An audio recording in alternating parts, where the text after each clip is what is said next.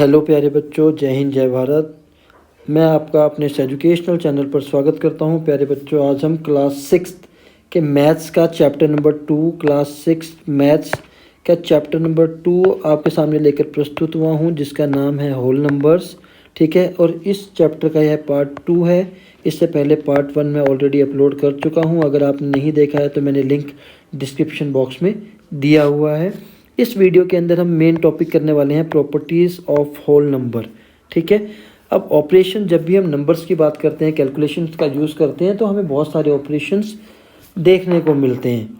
ठीक है, तो ये जितनी सारी प्रॉपर्टीज़ हैं, अगर हम इन प्रॉपर्टीज़ को समझ लें, जो ऑपरेशंस जो लग रहे हैं कैलकुलेशंस के समय, तो हमें नंबर को समझने में आसानी होती है। ठीक है, तो उन्हीं ऑपरेशंस को या प्रॉपर्टीज़ को समझने के लिए वीडियो में लेकर आपके सामने उपस्थित हुआ हूँ। इस वीडियो को बिना स्किप के लास्ट तक देखिए, आपको प्रॉपर्टीज सारी समझ में आ जाएंगी और आपको कैलकुलेशन करने में उतनी ही आसानी होगी। इस वीडियो को शुरू करने से पहले अगर आप हमारे चैनल पर नए हैं तो उसको सब्सक्राइब कर लीजिए, ताकि क्लास 6 के जितने भी वीडियो मैं अपलोड करता रहूँ आपको तुरंत नोटिफिकेशन के द्वारा मिले।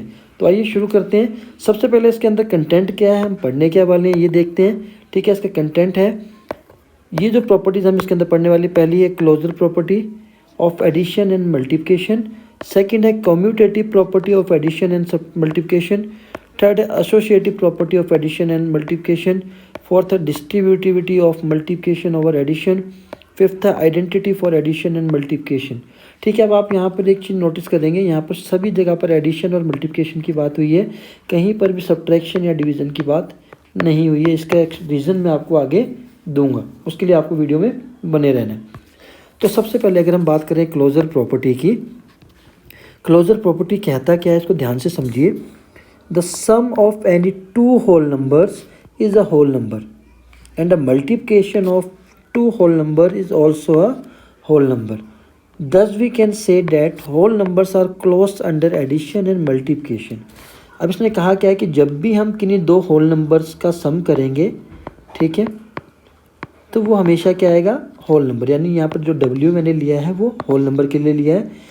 पहली लाइन ये कहती है, और दूसरी चीज़ क्या कहती है, अगर हम जब भी किन्हीं दो होल नंबर का मल्टीप्लिकेशन करेंगे तब भी क्या आएगा, होल नंबर आएगा। क्लोजर प्रॉपर्टी ये कहती है।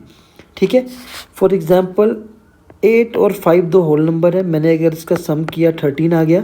13 भी क्या है, एक होल नंबर है। अब होल नंबर होता क्या है, जो फ्रैक्शन में ना हो या डेसिमल में ना हो। ठीक है, ठीक, जो नंबर फ्रैक्शन या डेसिमल में ना हो वो होल नंबर है। ठीक है, होल नंबर स्टार्ट कहाँ से होते हैं, 0 से। स्मॉलेस्ट क्या है, 0, और लास्ट क्या है, इन्फिनिटी। ठीक है, तो 8 में 5 प्लस किया 13 आ गया, 8 को 5 से मल्टीप्लाई किया 14 आया, जो भी क्या है, एक होल नंबर है। यानी कि ये बात फिक्स हो गई कि अगर आप ऐड करेंगे दो होल नंबर को तब भी होल नंबर आएगा, और अगर मल्टीप्लाई करेंगे दो होल नंबर को तब भी होल नंबर आएगा। तो ये बात फिक्स हो गई, इसीलिए इस प्रॉपर्टी का नाम क्या है, क्लोजर प्रॉपर्टी। मतलब ये बात है वो फिक्स है। ठीक है, अब बात करते हैं सब्ट्रैक्शन की। Whole numbers are not closed under subtraction and division. ठीक है, and division of whole number 0 is not defined. पहली चीज़, सब्ट्रैक्शन के केस में ये ज़रूरी नहीं कि हर बार होल नंबर ही आए, इसीलिए सब्ट्रैक्शन को क्लोजर प्रॉपर्टी में नहीं रखा गया। ये बात फिक्स नहीं है कि सब्ट्रैक्ट करेंगे तो होल नंबर ही आएगा। दूसरी चीज़ है, डिवीज़न को अगर किसी होल नंबर को हम 0 से डिवाइड कर देते हैं 4/0, तो ये क्या है, डिफाइंड नहीं है, नॉट डिफाइंड है। ठीक है, यानी कि होल नंबर नहीं आएगा, इसलिए भी डिवीज़न को इनके अंदर नहीं रखा गया है। चलिए, second property, commutative property of addition and multiplication. ठीक है, पहली थी क्लोजर, दूसरी कम्यूटेटिव। इसमें क्या कह रहे हैं, addition and multiplication are commutative for whole numbers, that is we can add और multiply two whole numbers in any order. ठीक है, this property is known as commutative. Commutative property क्या कहती है कि आप प्लस और मल्टीप्लाई किसी भी ऑर्डर में कर सकते हैं। जैसे एक एग्जांपल देता हूँ आपको। ठीक है, 4 + 5 + 6 है, जैसे आपके सामने के एग्जांपल है। 2 या 2 से ज़्यादा नंबर है, तो ये ज़रूरी नहीं है कि आपको पहले 4 को 5 के साथ ही प्लस करना है या 5 को 6 से ही करना है। आप कैसे भी कर सकते हैं, आप पहले 4 को 6 में प्लस करें, या 4 में 5 को करें, या 5 को 6 में प्लस करके फिर 4 कर दें। मतलब कोई वो नहीं है, इसको आप किसी भी ऑर्डर में प्लस कर सकते हैं, आंसर आपका सेम ही आएगा। जैसे कि इस केस में 15 आ रहा है, आप कैसे भी प्लस करो 15 ही आएगा। सिमिलरली मल्टीप्लाई के केस में ठीक है। 4 × 5 × 6 अगर आप करेंगे तो आप चाहे पहले 4 को 5 से करो, चाहे 5 को 6 से करो, ठीक है, या 4 को 6 से कर दो। तीनों को आप किसी भी ऑर्डर में मल्टीप्लाई कर सकते हैं, आंसर सेम ही आएगा 120। इसीलिए कहने का मतलब है कम्यूटेटिव प्रॉपर्टी क्या कहती है कि जब भी हम किसी होल नंबर को मल्टीप्लाई करें या प्लस करें, किसी भी ऑर्डर में हम प्लस कर सकते हैं और किसी भी ऑर्डर में मल्टीप्लाई करें, आंसर क्या आएगा, सेम आएगा। बट ठीक है, यहाँ पर ये जो दिया हुआ है मल्टीप्लाई A × B कर लो या B × A कर लो, एक ही बात है, ठीक है। A + B कर लो या B + A कर लो, सेम ही चीज़ है। सब्ट्रैक्शन और डिवीज़न में चीज़ अलग होती है, क्यों आपको पता है। सब्ट्रैक्ट अगर आप 16 - 4 करेंगे तब आंसर अलग आएगा, 4 - 16 करेंगे तो आंसर अलग आएगा। सिमिलरली 16 को 4 से डिवाइड करेंगे तो 4 आ जाएगा, 4 को 16 से डिवाइड करेंगे तो आंसर डिफरेंट होगा, ठीक है। इसीलिए सब्ट्रैक्शन और डिवीज़न को कम्यूटेटिव प्रॉपर्टी में भी नहीं रखा जाता है, ठीक है।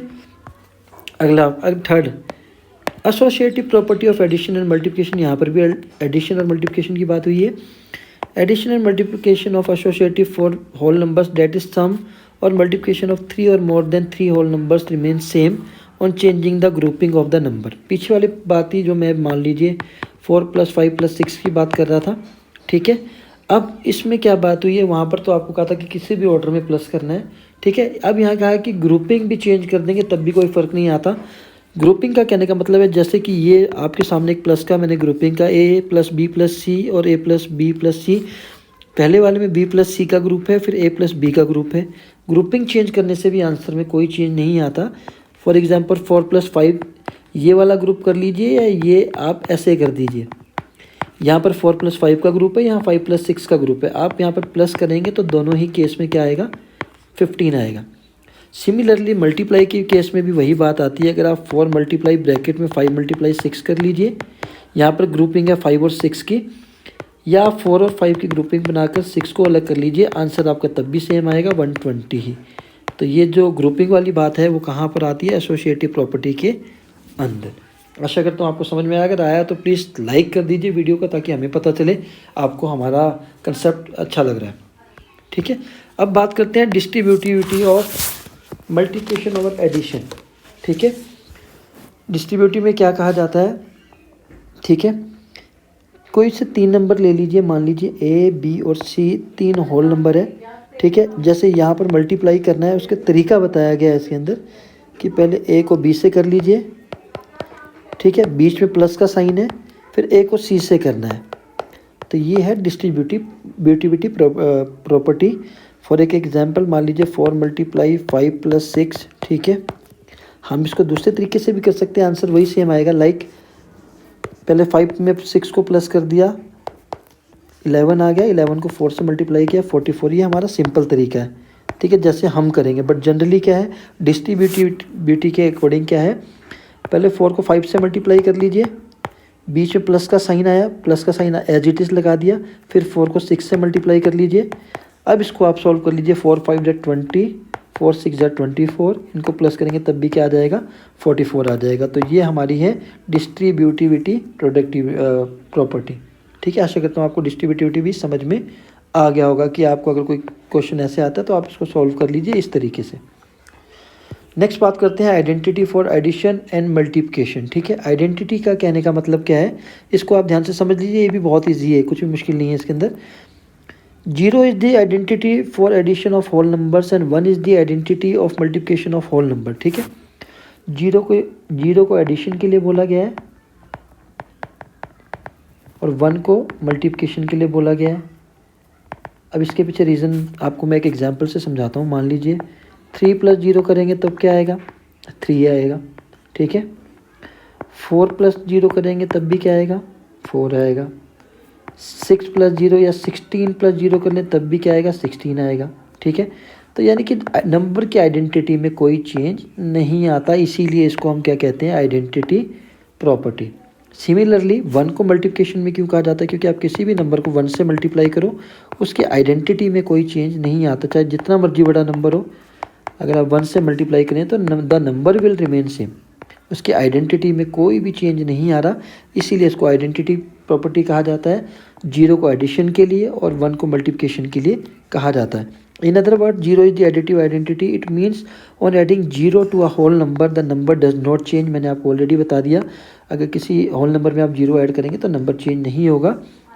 1 is the multiplicative identity of whole number because 1 multiplicative क्यों है, क्योंकि मल्टीप्लाई करने से किसी होल नंबर को जब 1 से मल्टीप्लाई करेंगे number does not change. Similar condition जो मैं आपको एक्सप्लेन कर चुका हूँ। 0 has a special role in multiplication. किसी भी नंबर को आप 0 से मल्टीप्लाई करेंगे तो वो आंसर हमेशा 0 ही आएगा। यही बात, if any whole number is multiplied by 0 the product is always 0। किसी भी नंबर को, चाहे नंबर कितना मर्जी बड़ा हो, इसको 0 से मल्टीप्लाई करेंगे तो 0 ही आएगा। और अगर 0 से डिवाइड करेंगे, लाइक 47 को 0 से डिवाइड करेंगे तो ये डिफाइंड नहीं है, नॉट डिफाइंड। ठीक है, so this was all about the properties of whole number. Hope you enjoyed it, और आपको समझ में आया होगा तो मेरी मेहनत का फ़ायदा है। इसको लाइक शेयर ज़रूर करें, ठीक है। और आप कुछ और चाहते हैं वीडियोज़ के लिए कि आप इसका वीडियो नहीं, आप कमेंट बॉक्स में मैसेज डाल दीजिए। तो आज के लिए इतना ही प्यारे बच्चों, फिर मिलते हैं। जय हिंद, जय भारत।